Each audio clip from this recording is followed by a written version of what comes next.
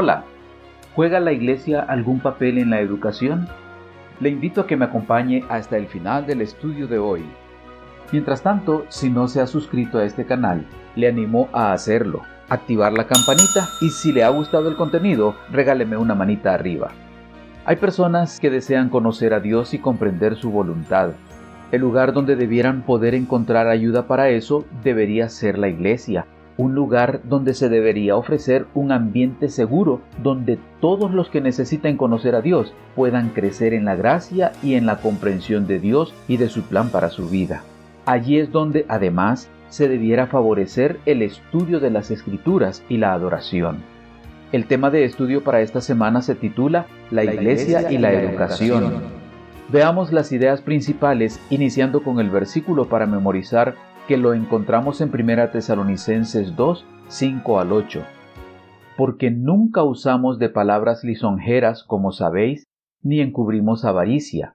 Dios es testigo. Ni buscamos gloria de los hombres, ni de vosotros, ni de otros, aunque podíamos seros carga como apóstoles de Cristo. Antes, fuimos tiernos entre vosotros, como la nodriza que cuida con ternura a sus propios hijos. Tan grande es nuestro afecto por vosotros, que hubiéramos querido entregaros no solo el Evangelio de Dios, sino también nuestras propias vidas, porque habéis llegado a hacernos muy queridos. Ayudar a otras personas y guiarlas a conocer a Dios y su voluntad tiene que ver con educación. Revisemos entonces lo que comprendemos acerca de la verdadera educación cristiana. Además de enseñar en la Iglesia solamente las doctrinas, aun cuando algunas de ellas sean fundamentales y distintivas, como el estado de los muertos, el sábado, 1844 y el juicio, el gran conflicto, hay algunos valores que deben ser transmitidos y fomentados.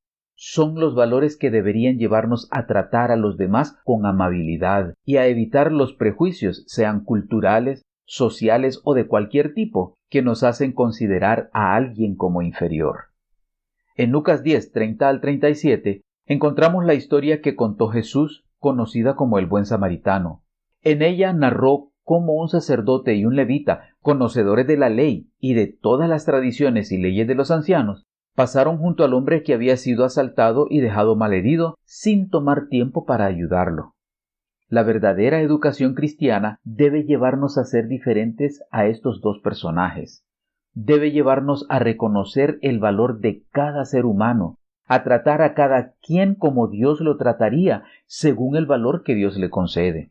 De no ser así, la educación no merece ser llamada cristiana, y la Iglesia no estaría cumpliendo con integridad su función.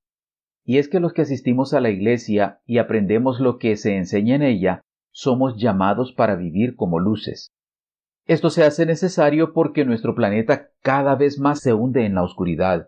Hogares disfuncionales, familias afectadas por la separación y el divorcio, enfermedades, la pérdida de seres queridos, los males de nuestra sociedad y de nuestra cultura, la ruina moral que se va profundizando y en la cual a lo malo se llama bueno y a lo bueno malo. En este ambiente negativo y oscuro, Jesús nos dice: ustedes son la luz del mundo. Una ciudad en lo alto de una colina no puede esconderse, ni se enciende una lámpara para cubrirla con un cajón. Por el contrario, se pone en la repisa para que alumbre a todos los que están en la casa. Hagan brillar su luz delante de todos, para que ellos puedan ver las buenas obras de ustedes y alaben al Padre que está en el cielo. En Mateo 5, 14 al 16. Dios nos llama a que vivamos como luces, siendo pacificadores, misericordiosos, puros de corazón, tomando decisiones que nos lleven a vivir de tal manera que demos a conocer la realidad y la bondad de Dios. Es decir, Dios espera que los cristianos lleguemos a vivir como discípulos de Jesús. Ser un discípulo es algo de por vida, no solo por un día. Para vivir como discípulos, debemos hacer de Cristo el centro de la comunión, de la adoración, de nuestra vida. Jesús llamó a los que llegaron a ser sus discípulos para que estuvieran con Él, anduvieran con Él, aprendieran de Él. Y lo que aprendieron fue a vivir los ideales del reino que encontramos presentados por Jesús en su primer sermón en Nazaret y que encontramos registrado en Lucas 4, 18 al 23. El Espíritu del Señor está sobre mí, por cuanto me ha ungido para dar buenas nuevas a los pobres. Me ha enviado a sanar a los quebrantados de corazón, a pregonar libertad a los cautivos y vista a los ciegos, a poner en libertad a los oprimidos, a predicar el año agradable del Señor.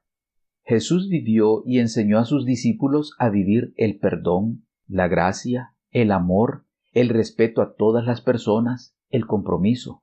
Además los preparó para el servicio, para la proclamación del reino de Dios. El mandato que dio el Salvador a los discípulos incluía a todos los creyentes en Cristo hasta el fin del tiempo. Todos aquellos a quienes llegó la inspiración celestial reciben el Evangelio encometido. A todos los que reciben la vida de Cristo se les ordena trabajar para la salvación de sus semejantes. La Iglesia fue establecida para esta obra, y todos los que toman sus votos sagrados se comprometen por ello a colaborar con Cristo. La educación cristiana debe incluir el sentido de misión, de propósito. Esto lo podemos conseguir al seguir los pasos de Jesús, el Maestro, al suplir a los necesitados y compartir con ellos las buenas nuevas del Evangelio. Pero para poder compartir, debemos tener que compartir. Esto lo podemos conseguir al ir en busca de la verdad. Algo que nos hace ir en busca de la verdad es la curiosidad. Dijo Albert Einstein que lo importante es no dejar de preguntar. La curiosidad tiene su propia razón de existir. Uno no puede evitar sentirse asombrado cuando contempla los misterios de la eternidad, de la vida, de la maravillosa estructura de la realidad. Alcanza con que uno trate simplemente de comprender un poco de este misterio cada día. Nunca pierdan la sublime curiosidad. La palabra de Dios nos asegura en varios textos que si la buscamos, podemos encontrar la verdad. Por ejemplo, Jeremías 29:13 dice: «Y me buscaréis y me hallaréis, porque me buscaréis de todo vuestro corazón». Además, en Juan 16:13 se nos asegura la ayuda para encontrar la verdad. «Pero cuando venga el Espíritu de verdad, Él os guiará a toda la verdad, porque no hablará por su propia cuenta, sino que hablará todo lo que oyere y os hará saber las cosas que habrán de venir». En las Escrituras encontramos respuesta a nuestras preguntas existenciales. ¿Quiénes somos? ¿De dónde venimos? ¿Por qué estamos aquí? ¿Hacia dónde vamos? ¿Cómo debemos vivir? ¿Qué pasa cuando morimos? ¿Por qué hay maldad y sufrimiento? Guiados por el Espíritu, podemos encontrar respuestas en la palabra de Dios. Y una vez que conocemos estas verdades, tenemos el privilegio y la responsabilidad de ayudar a otros buscadores de la verdad a encontrar estas respuestas. La educación cristiana nos ayuda a encontrar la verdad, lo que nos permite ayudar a otros a encontrarla en la palabra de Dios. Conocer la verdad nos permite alcanzar la vida, así que hay que encontrar cómo compartir la vida. Una manera probada de hacerlo es a través de los grupos pequeños que se reúnen en hogares. Es así como la Iglesia, la comunidad cristiana primitiva, lo hacía, y fue así como se propagó la verdad y la Iglesia creció.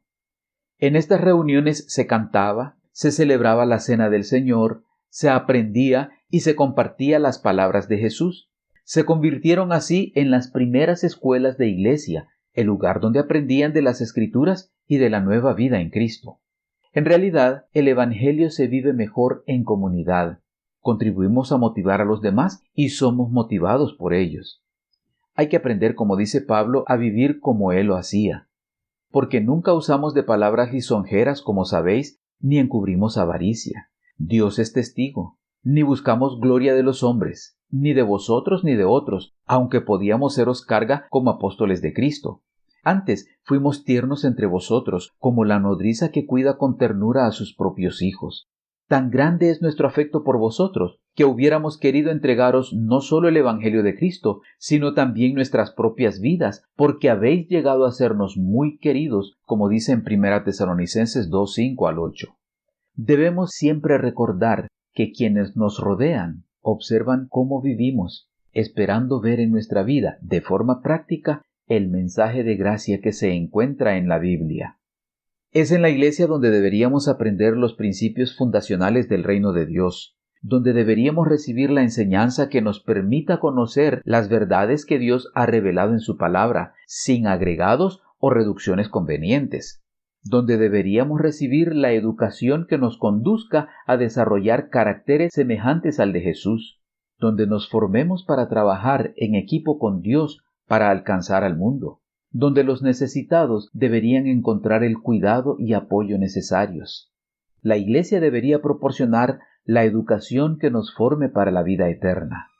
Al final, la Iglesia es lo que son sus miembros, pero más que solo ser miembros, deberíamos estar dispuestos a convertirnos en discípulos, discípulos que aprendan a ser como Jesús y que como resultado den un testimonio que lo glorifique, haciéndolo atractivo ante el mundo que nos rodea.